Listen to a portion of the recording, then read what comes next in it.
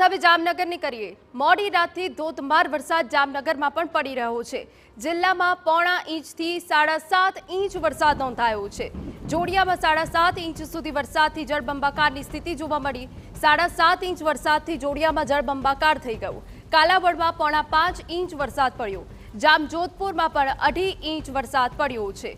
જામનગર અને લાલપુરમાં 1.7 ઇંચ જેટલો વરસાદ નોંધાયો। જોડિયામાં ચારે બાજુ પાણી જ પાણીના દ્રશ્યો સામે આવ્યા। જોડિયામાં વરસાદી પાણી ભરાતા લોકોને હાલાકી। સારો વરસાદ થતા જગતનો તાત ખુશખુશાલ।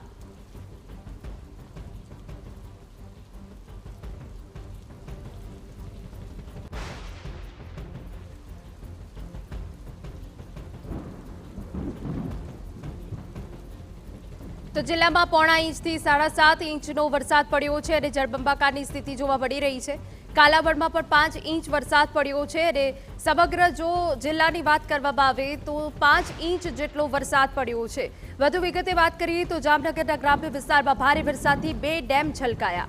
જામનગરને પીવાનું પાણી પૂરું પાડતા રણજીત સાગર ડેમ છલકાયો। વાગડિયા ડેમ છલોછલ થયો છે। રંગમતી ડેમ 80% ભરાયો। જામનગર શહેરના નીચાણવાળા વિસ્તારોને સચેત કરાયા છે।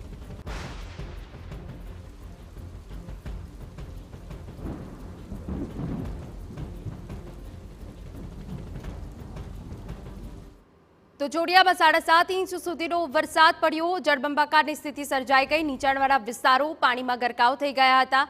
ચારે તરફ માત્ર પાણીના જ દ્રશ્યો સામે આવ્યા, જેના કારણે ધંધા રોજગારે જતા લોકોને હાલાકી પડી હતી। નીચાણવાળા વિસ્તારો પાણીમાં ગરકાવ થવાના કારણે લોકોને ભારે સમસ્યાનો સામનો કરવો પડ્યો હતો।